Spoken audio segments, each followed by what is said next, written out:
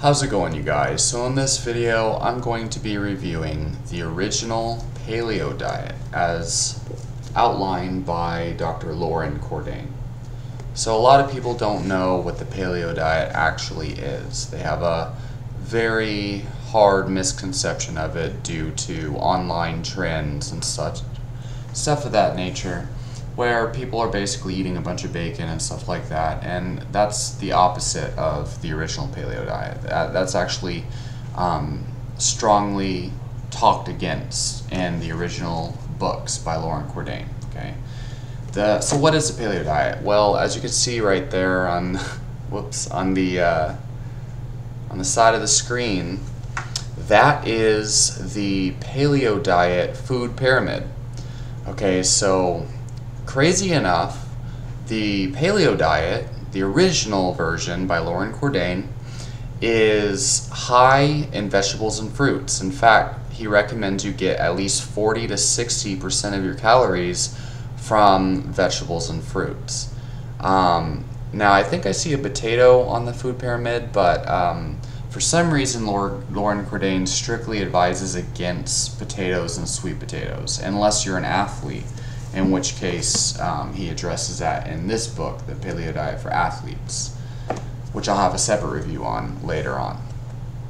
But essentially it is fruits, it is non-starchy vegetables, and then lean meat and seafood, moderate consumption of eggs, and then lots of nuts and seeds. Actually, not lots of nuts and seeds. Nuts and seeds in strict moderation, and he has recommendations for which nuts and seeds to consume.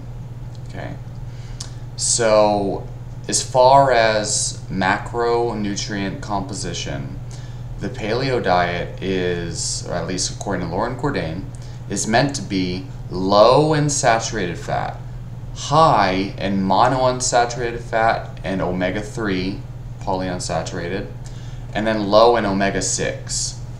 Okay, so it is not supposed to be a high saturated fat diet. In fact, he has many case studies or case reports included in his book and on his website, and I've seen many of them from older posts from old forums, because no one does paleo anymore.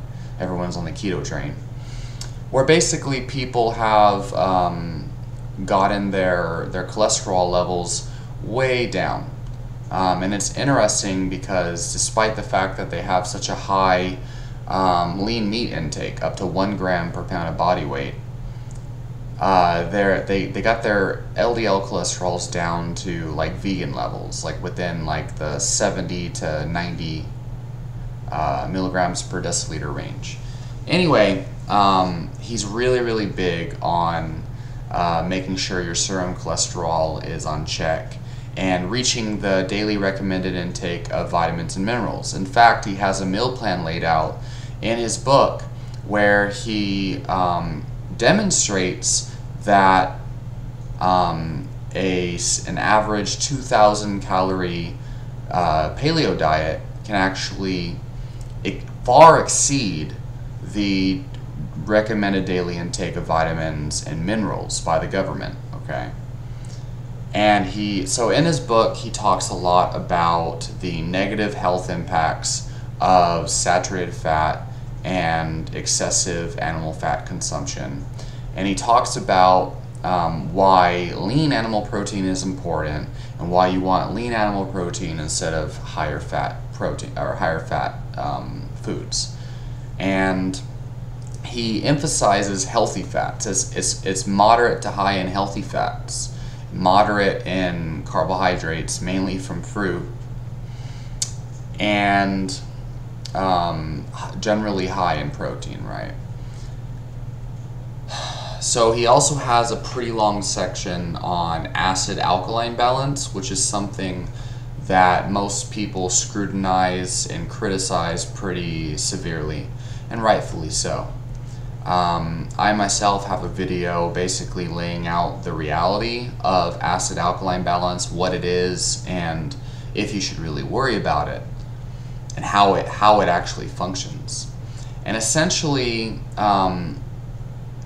he even lays it out in his book. Basically, here's how it goes. So so-called alkaline foods contain a a certain balance of alkaline minerals, and so-called acidic foods have higher phosphorus and other acidic minerals.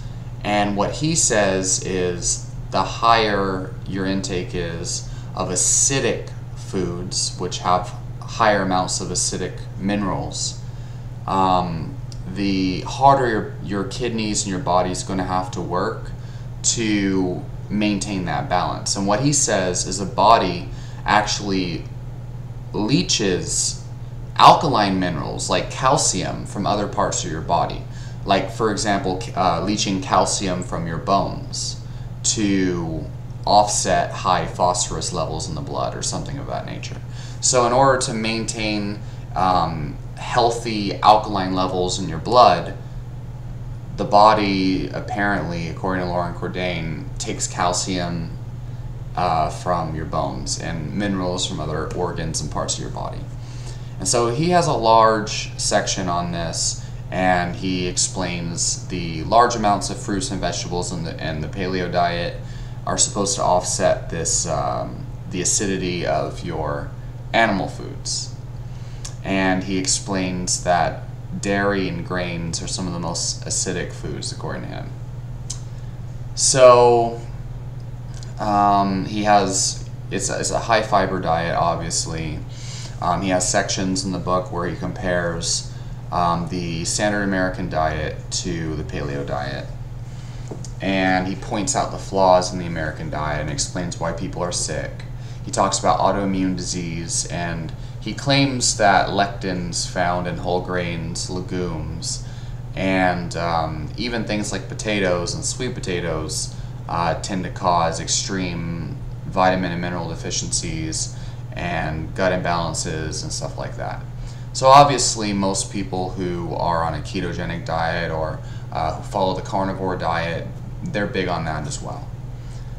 So my opinion on that is simply that there are going to be some people who are extremely sensitive to these so-called anti-nutrients in plants, especially if people have gone through excessive bouts of antibiotics, wiped out their gut bacteria, and now they don't have gut bacteria to actually digest and handle these plant foods. They can have a much harder time. Like, for example, how I actually had to go on an autoimmune paleo diet to reverse my psoriasis and extreme digestive problems after I was vegan for a year. I actually ate pretty much the same diet you see here on this pyramid. The only thing I didn't eat on that pyramid were nuts and seeds, because I would poop them out undigested. Anyway, I've read front to back the paleo diet and the paleo diet for athletes, and I still haven't finished the paleo answer simply because I've been following the keto diet for so long. It's been working so well for me. And Loren Cordain is very biased against the ketogenic diet, and his reasonings for why you should not eat a ketogenic diet are pretty preposterous. It's like, it seems as if he hasn't actually researched the ketogenic diet. And the really crazy thing is, you know, the paleo diet, first of all, it's not supposed to be based on the exact foods that our ancestors ate. It's actually meant to mimic the nutrient composition of our ancestors' diet. And it's meant to provide us with the right macronutrients and micronutrients for our supposed biology and evolutionary biology, okay, for a human genome. But the crazy thing is that human beings in many parts of the world ate mostly a ketogenic diet, and there's a lot of evidence to show we were heavily, we ate mainly meat, and you would hardly find hunter-gatherer tribes who ate more than twice a day. Most hunter-gatherer tribes ate once a day, one big meal at the end of the day, and he even mentions that. He touches on this in the paleo answer. But I suppose because we live in a modern society now where we have access to food, he believes that it's more optimal to eat 3 times a day with snacks in between. And we don't. I guess he doesn't think it's healthy for us to do intermittent fasting and actually eat like Paleolithic ancestors. So essentially, I feel like I don't feel like they should have called the paleo diet because it's based on anthropology and it's meant to mimic the nutrient composition of our Paleolithic ancestors. But obviously we don't eat the same foods as our Paleolithic ancestors because we don't have them anymore. They're gone. These gigantic saber-toothed tigers and mammoths and things that were available back in Paleolithic times they're extinct, they're gone. You know, we were not eating cows and even these deer and these other wild animals that he claims are good to eat, like elk and whatnot. They weren't around back then, as far as I know. Wild fruits and vegetables compared to domestic, etc., etc. The other thing is Paleolithic ancestors probably fasted for a long period of time. They probably didn't eat much fruits and vegetables at all. I guarantee you they did not get 50% of their calories from fruits and vegetables. So, yeah, I mean, I feel like the actual program itself, I honestly believe if you do well on carbohydrates and you want to eat a diet, if you want to eat a healthy diet that is based on carbohydrates rather than ketones, I think the paleo diet is a very healthy approach. It's in line with all of the mainstream science and all except for the whole grains being healthy.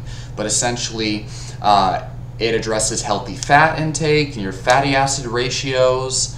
It's higher in micronutrients and it reaches all of the recommended daily intake of our micronutrient needs.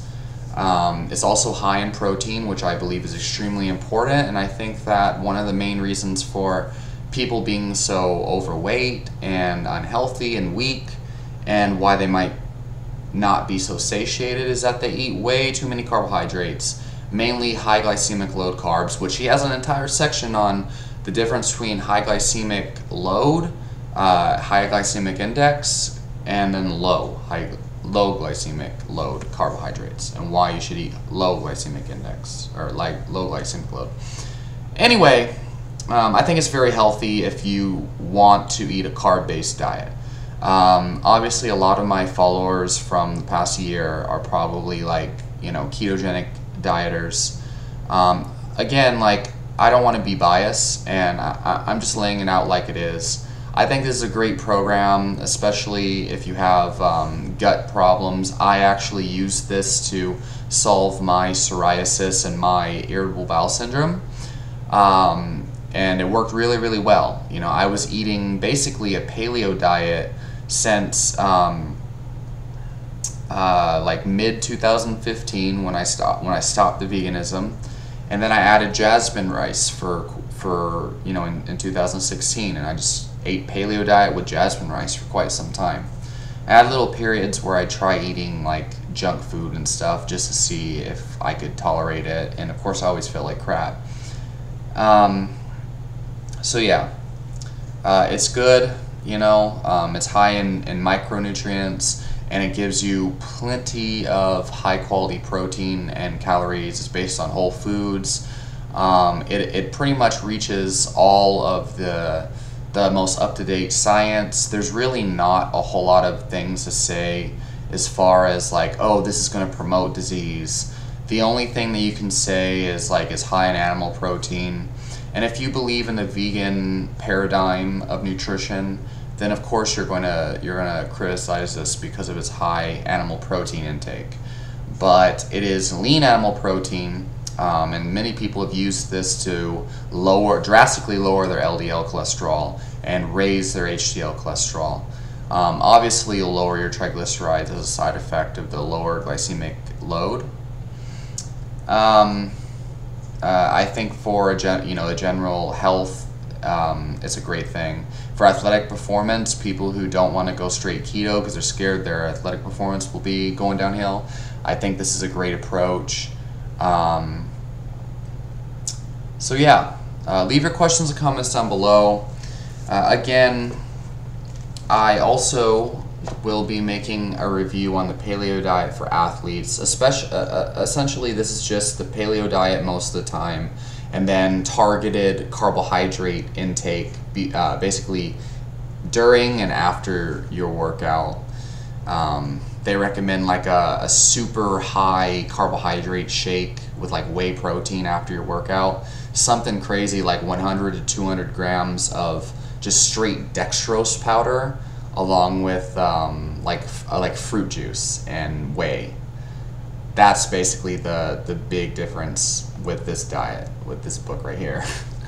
Half of this book is endurance athletic science, and the other half is just explaining the paleo diet. And this, don't be fooled, I thought this would be for general athletics. No, this is for marathon running. That's what this book is about. They should change it to the paleo diet for endurance runners, not athletes.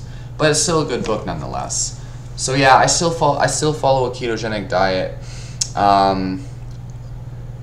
And I've tried like a keto experiment for 3 days, but it didn't go so well because I was transitioning from keto. I probably shouldn't have just gone balls to the wall with carbs. I'll have to transition slower. I will probably do an experiment with this diet in the future. So yeah,